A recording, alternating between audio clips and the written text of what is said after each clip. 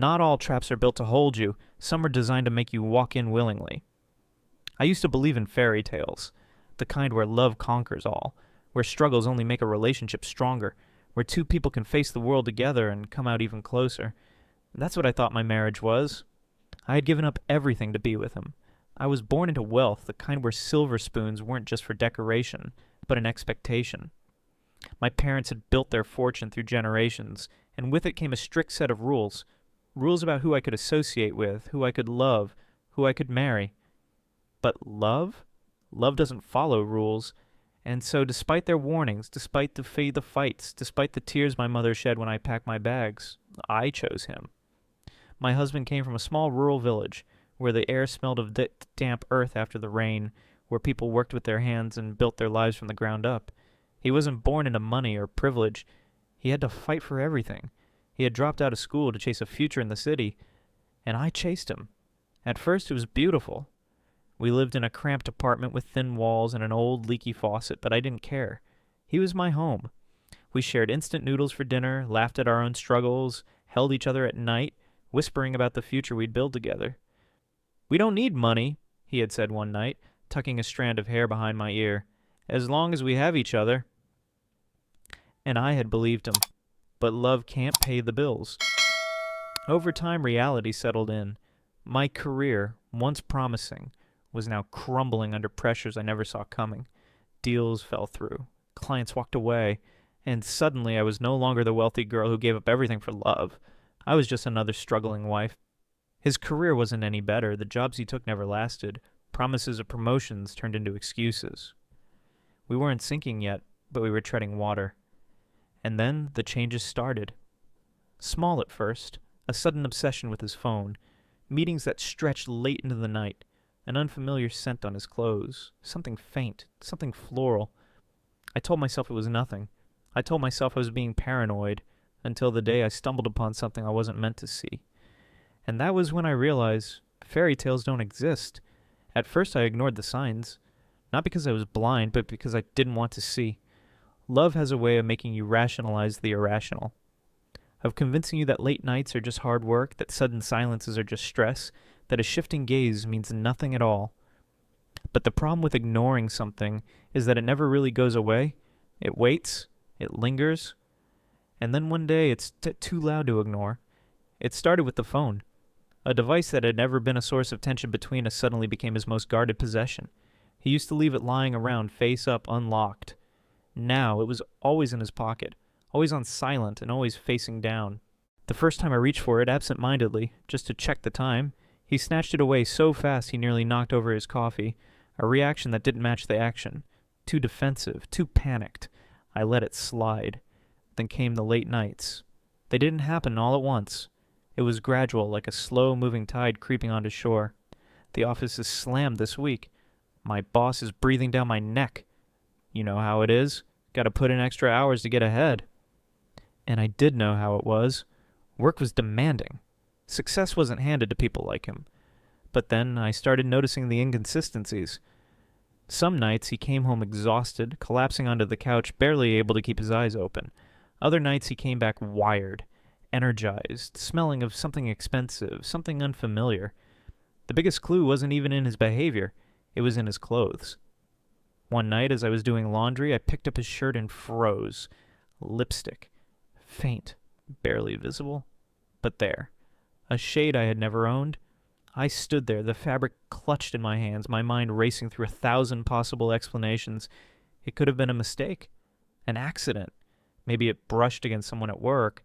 Maybe I was reading too much into it. Maybe. I threw it into the wash and said nothing. Then came the night that changed everything. He had left for another late meeting, but something felt off.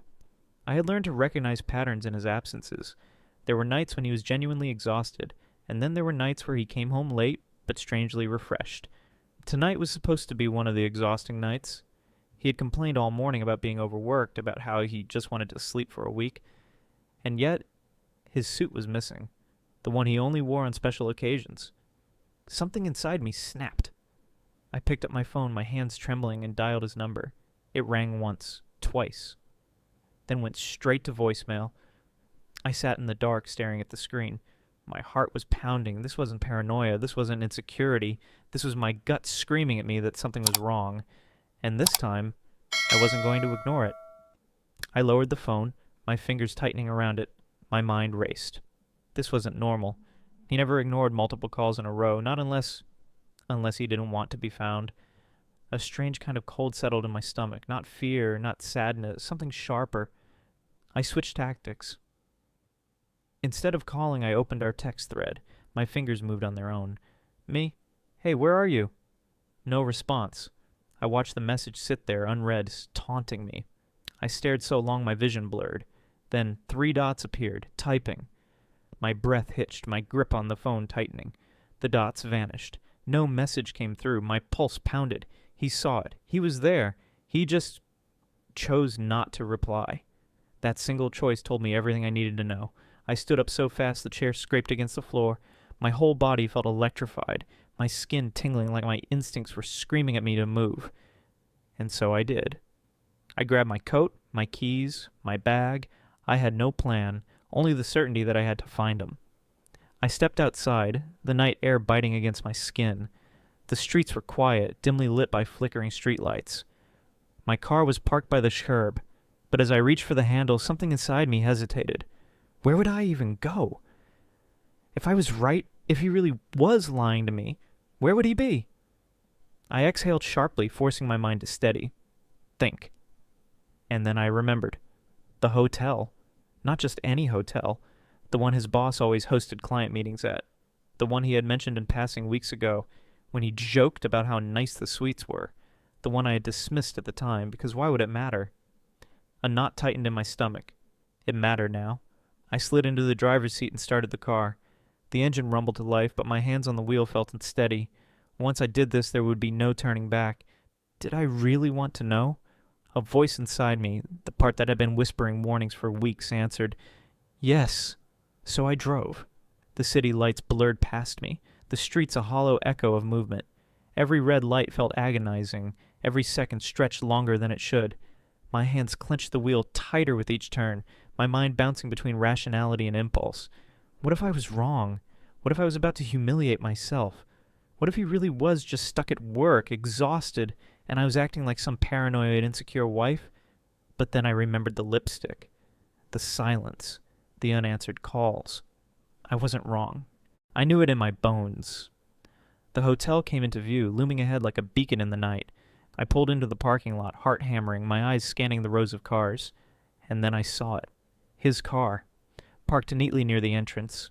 A part of me still wanted to hesitate, to second guess, to convince myself there was a logical explanation. But another part, the part that had been suffocating under doubt for too long, took over. I opened the door. I stepped out. And with every step toward the entrance, I felt something inside me shift. This wasn't just about catching him in a lie anymore. This was about finding the truth, no matter how much it hurt. I pushed through the revolving doors, my heels clicking against the marble floor of the grand lobby. The air smelled of polished wood, expensive cologne, and the faint trace of something floral, a scent I had smelled before. I walked straight to the front desk, keeping my voice steady even as my pulse pounded. I'm looking for Leo Reynolds, I said, forcing a polite smile. He checked in earlier this evening. The receptionist, a young woman in a crisp uniform, returned my smile with a professional, almost apologetic look. I already knew what she was going to say before she even opened her mouth. I'm sorry, ma'am, but we can't disclose information about our guests. I clenched my jaw. I had expected this, but it still made my stomach twist. I inhaled deeply. I understand, but he's my husband. This is important. The receptionist hesitated, glancing around the lobby as if searching for backup. I really wish I could help, but our policy is strict. I could feel it. The weight of every unanswered question, the creeping dread curling around my spine. He was here. His car was parked outside, and yet I was standing here being told I couldn't see him. My mind raced for a way in. Can you at least call his room? I tried again, pushing my luck. I'm sorry, she repeated. I really can't. Mrs. Reynolds? The voice was deep, confident, and unfamiliar. I turned sharply, and there he was. Leo's boss. I recognized him instantly, not from real life, but from the photos Leo had shown me. He was taller than I expected, Broad-shouldered, his expensive suit fitted perfectly like he had stepped right out of a business magazine. His hair was graying at the temples, but his eyes were sharp, assessing me with an expression I couldn't quite place. I hadn't expected to meet him, especially not here. "Mr. Calloway?" I asked, my voice careful. He smiled, though something about it felt calculated. "I thought that was you," he said smoothly. "Leo showed me pictures. You look even lovelier in person." I barely registered the compliment. My mind was spinning. Why was he here? Why did he recognize me immediately? And most importantly, why was my husband in the same hotel as his boss? I steadied myself. "I need to see Leo." Something flickered in Calloway's expression. It was gone in an instant, but I caught it. Hesitation. "I'm afraid that's not possible," he said lightly, slipping his hands into his pockets. "Leo's in the middle of an important discussion." "A discussion?" I repeated. "In a hotel room?" His smile tightened. "Business doesn't always happen in offices." I narrowed my eyes. "Then let me wait in the lobby until he's done." "You won't be able to," he replied smoothly. "It's a confidential matter, company policy." There it was again, that slight stumble, the smallest pause before he spoke, like he was choosing his words carefully. I wasn't stupid. I had spent years watching Leo lie to other people. Small lies, harmless ones, the kind people tell when they don't want to hurt someone's feelings or admit they forgot an anniversary. This was different. This wasn't just evasiveness. This was deflection. A cold realization slithered down my spine. Calloway wasn't just covering for Leo. He was protecting something bigger. I exhaled slowly, masking my suspicion. "So you and Leo are working together tonight?" He nodded. "Yes, just the two of us." I tilted my head, feigning curiosity. "Then why did I see his car parked outside over an hour ago?" Another pause. A little longer this time. Then another easy, practiced smile. "He arrived early," Calloway said smoothly. "We had some prep work to go over before the meeting." I didn't believe him. I didn't believe a word of it. And for the first time, I knew I wasn't just uncovering a cheating husband. I was walking into something far, far worse. Calloway's patience was wearing thin. His smile had tightened into something colder, more condescending. His charm, so polished before, was beginning to crack.